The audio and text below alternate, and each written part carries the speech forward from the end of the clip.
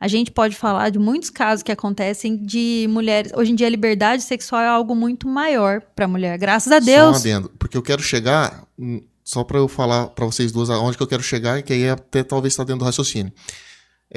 O aborto como um método contraceptivo. Sim, eu vou falar disso tá? agora. Então, vou chegar nesse ponto Sim, aí para vocês. por exemplo, a liberdade sexual hoje em dia para a mulher é muito maior, né?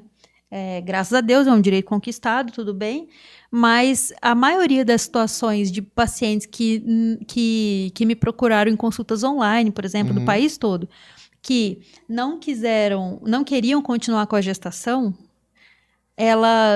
as que já me conhecem pessoalmente, elas nem procuram. Mas as que procuram online, às vezes elas vêm com esse tema, eu tô aqui no intercâmbio, engravidei aqui, eu não quero continuar, não posso, tem que terminar meu intercâmbio, não sei o quê. Foram relações consensuais. Não estou falando que todo caso de estupro, não estou falando isso. Estou falando que acontece. Importante chegar nesse ponto. Mais de 50% das gestações que acontecem no país hoje são dados reais do Ministério da Saúde. Elas são gestações não planejadas. Então, por exemplo, pode acontecer e você falar assim, que veio, que bom, que providencial, né? Como a doutora falou, que é a maior bênção na vida dela. Graças a Deus. Mas tem muitas situações que a paciente decide dar fim na gestação ali por causa disso. Só que é aí que eu falo assim, eu prego a palavra disso onde eu vou, que é anticoncepção. Hoje em dia a gente tem acesso a isso em todo lugar, tem anticoncepção de longa duração. Mas eu esqueço a pílula, tudo bem, você tem injetável, você tem o Implanon, você tem o DIU, você tem N possibilidades.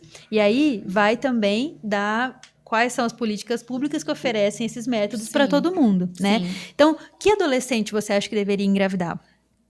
Na minha cabeça, nenhuma. Nenhum. Eu também não. A partir do momento que você engravida na adolescência, você pode ter uma rede de apoio maravilhosa. Ou não.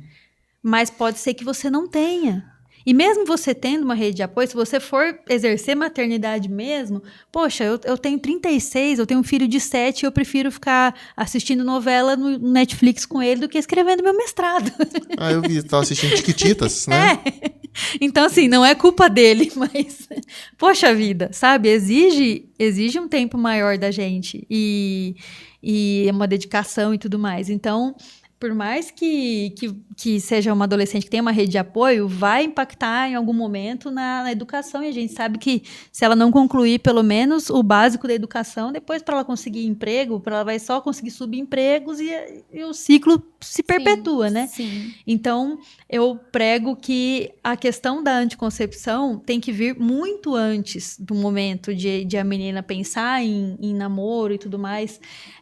A gente, para prevenir, por exemplo, uma gravidez não planejada na adolescência, que é uma fase que acontece muito, enfim, eu acho que a partir do momento que existe risco, não custa nosso modo de prevenir é a contracepção.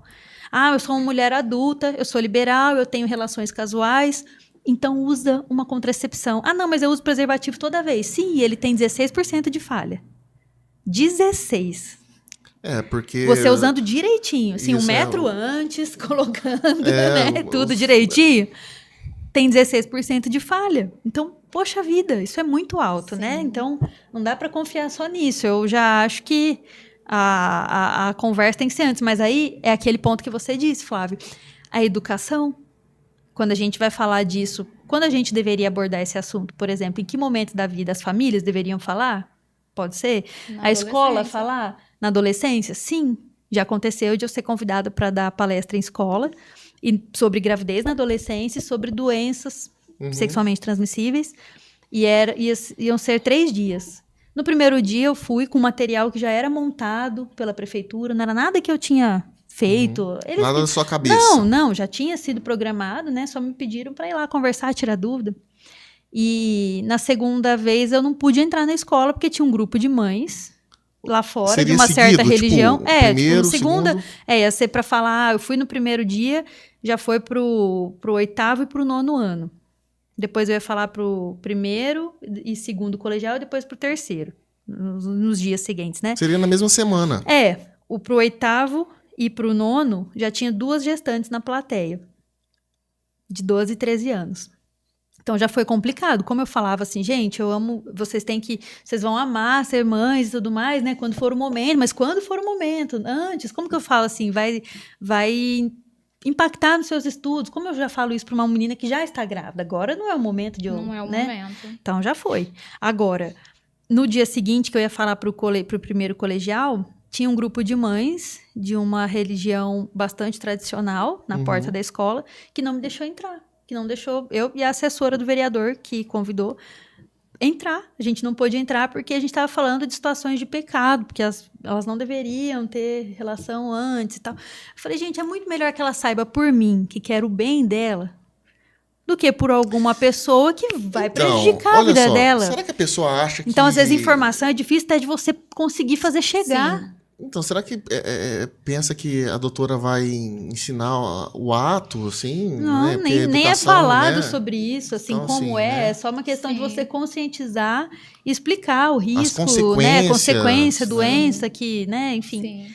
Mas é muito mais estrutural do que se imagina, e às vezes a gente pensa assim, mas essa geração tem internet. A gente não tinha, a gente tinha internet de escada no final de semana quando tinha, né? Sim. E a gente pensa que essa geração, porque está no celular o tempo inteiro, que tem acesso à informação, mas não é bem assim, Sim. né? Não é a informação que a gente São gostaria. muitas camadas. Sim, então é um problema bem Bem profundo. bem profundo. É bem profundo.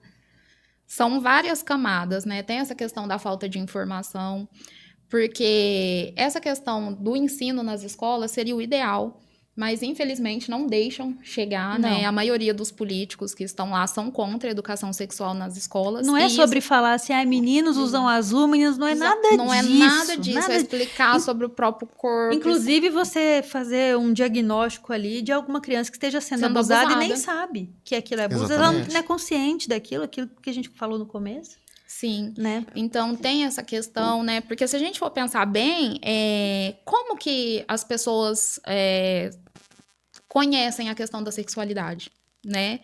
Os meninos são ensinados através do quê? Né? Da pornografia. E as meninas são ensinadas através do quê? Conhecendo mesmo, ali começando a namorar e aprendendo. Muitas vezes, a maioria das mães não pega a filha, não leva no ginecologista, não decide um método contraceptivo. A maioria das meninas, elas primeiro têm a relação para depois procurar um médico. E outra coisa, doutora, não estou falando só eu atendo em bairros de periferia, em Ribeirão, né, no sistema de saúde público, e atendo em consultório particular também. Não faz muito tempo, atendi uma paciente que tinha tido a primeira relação aos 12 anos no banheiro do Ribeirão Shopping. Paciente particular, família muito bem orientada, todos com ensino superior, não dá para falar que não. Então, as coisas mudaram bastante, sabe? E a gente tem que acompanhar. Eu acho que a anticoncepção é tão essencial já que a gente... Claro que informação sempre, lógico, e muito, mas anticoncepção se torna uma situação tão essencial quanto as vacinas, por exemplo. Sim, Sabe? Eu com comparo certeza. com isso, que é algo que... Eu eu sei acredito que tem que gente sim. que é contra também e tal, mas... Eu acho tão importante quanto. Sabe? Principalmente na adolescência. Exato.